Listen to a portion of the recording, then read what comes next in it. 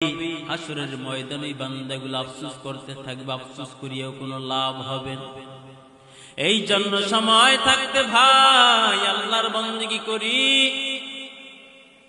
কারণ যেহেতু আল্লাহ তার বন্দেগীর জন্য বানাইছেন, বন্দেগী না করি উপায় নাই।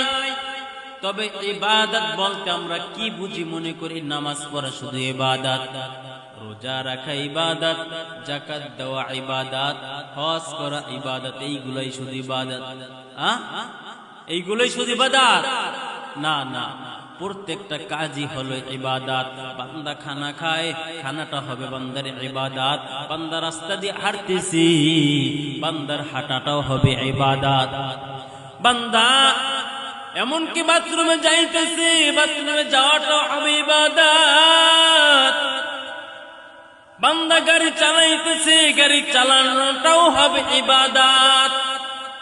বান্দা ব্যবসা করে, বান্দার ব্যবসা করাটা ইবাদত।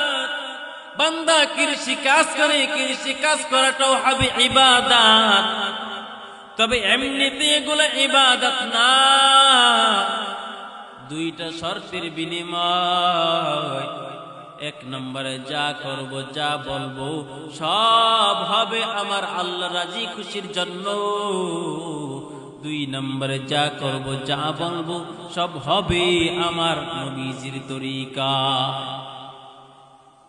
ইন্না সালাতি ওয়া নুসুকি ওয়া মাহইয়ায়া ওয়া মামাতি লিল্লাহ ওয়া মামাতি লিল্লাহ